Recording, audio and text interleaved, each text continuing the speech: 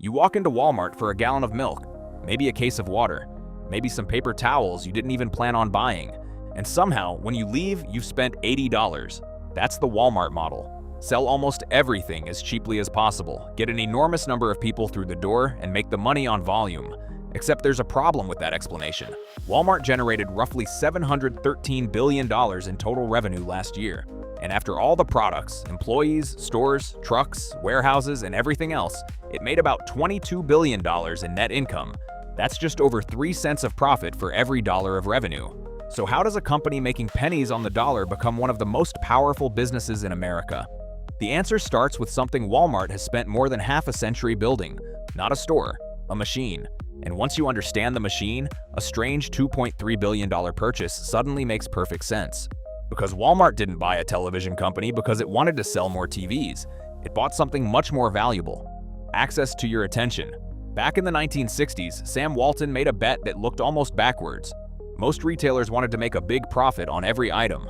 Walton wanted to make a tiny profit on each item and sell an enormous number of them. The math is simple. If you make $20 on 100 sales, that's $2,000. But if you make just $2 on 10,000 sales, that's $20,000. The trick was getting those 10,000 sales, and Walmart spent decades building the infrastructure to do exactly that. It bought directly from manufacturers.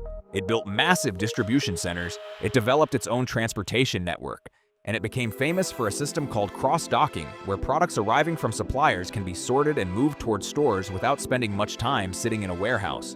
Why does that matter? Because inventory sitting still costs money. A product has to be stored, handled, transported, and eventually sold. The faster Walmart can move it, the less friction exists between the factory and your shopping cart. And Walmart does this at an almost absurd scale. In fiscal 2026, Walmart's operating expenses were about 20.9% of net sales, while its gross profit was 24.2%. Those numbers don't sound exciting, but when you're doing more than $700 billion in revenue, tiny differences in efficiency become billions of dollars. That's the first secret. Walmart doesn't need huge margins if it can become incredibly efficient at enormous scale. And that scale creates something even more powerful: a wall competitors struggle to climb. Imagine you're a new retailer. You see Walmart selling the same detergent for less than you can, so you lower your price. Walmart can lower its price again. Why? Because Walmart has more stores, more customers, more purchasing power, more distribution infrastructure, and decades of relationships with suppliers. The low price isn't simply a promotion, it's part of the moat. And the pressure doesn't stop with competitors, it reaches the suppliers. One of the classic examples is Vlasic pickles. In the late 1990s, Walmart pushed a huge jar of Vlasic pickles for around $2.97. Customers loved it. The problem was that the price was so aggressive that the economics became painful for the supplier, and Walmart's enormous volume made the deal difficult to ignore. That's the uncomfortable side of the Walmart machine. The same scale that gives you cheap groceries gives Walmart enormous negotiating power over the companies that want access to its shelves. But Walmart's biggest advantage isn't even its bargaining power. It's what all those cheap prices create: habit.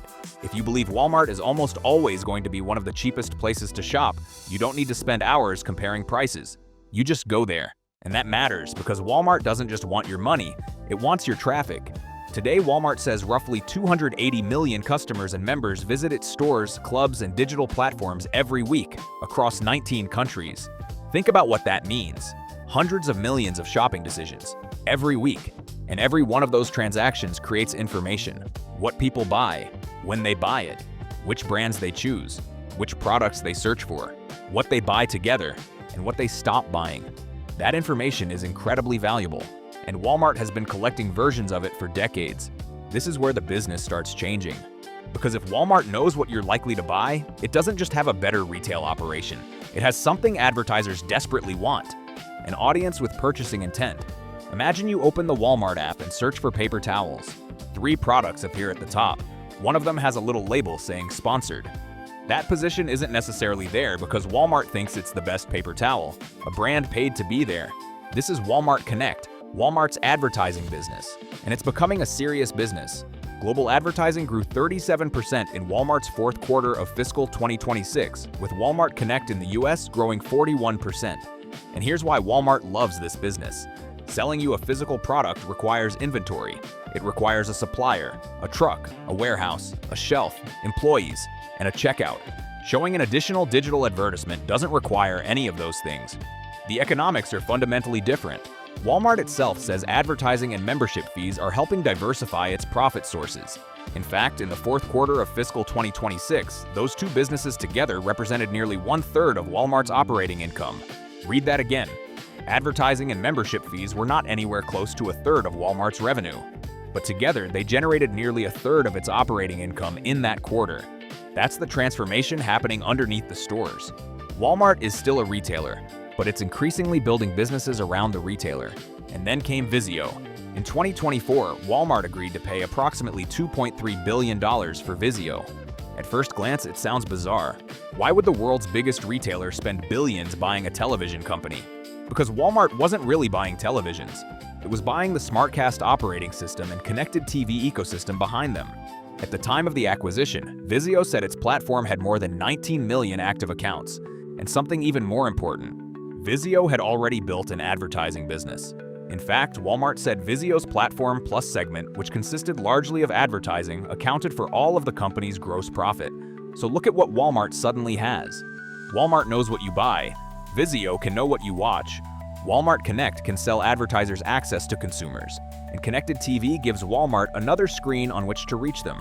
That's not a television strategy. That's an advertising strategy. Walmart is connecting commerce, media, and entertainment into one ecosystem. The company is essentially saying, we know what you buy, we know what you're searching for, and increasingly we can reach you on the screen in your living room. And advertising isn't the only piece. There's Walmart Plus. Customers pay a recurring membership fee for benefits like delivery and other perks. There's Sam's Club, which is built around the same basic idea, membership revenue plus recurring shopping.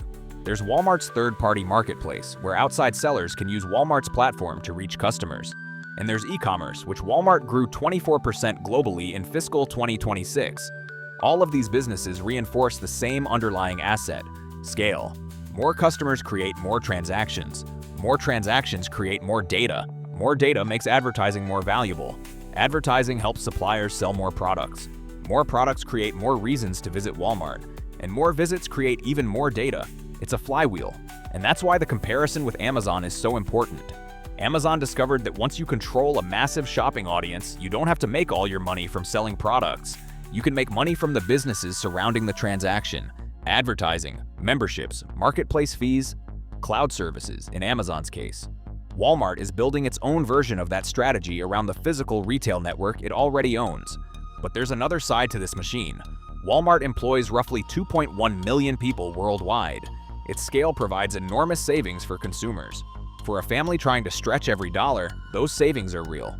But the same purchasing power that produces those low prices can put enormous pressure on suppliers. And when a Walmart opens in a community, consumers may save money while smaller retailers struggle to compete. Both things can be true at the same time. Walmart can make everyday life cheaper for millions of people and still fundamentally reshape the businesses and communities around it. That's what makes the model so powerful and so controversial. So go back to that gallon of milk. The milk isn't the real story. The $4 case of water isn't the real story. Even the television isn't the real story. The real story is everything Walmart built around the transaction. The stores, the supply chain, the customer base, the data, the membership ecosystem, the marketplace, the advertising network, and now the screens. Walmart spent decades convincing America that it was the place to go when you wanted a low price. That created something much more valuable than a sale. It created traffic. And once you have hundreds of millions of people coming to you every week, you can start monetizing everything around that attention. The products bring you in. The scale keeps prices low. The data tells Walmart what you want. And the advertising business sells brands access to the person standing there with the shopping cart. So the next time you walk into Walmart and see that yellow smiley face, remember, the cheap prices aren't the entire business. They're what built the audience. And the audience is what makes everything else possible. The store was never really the business.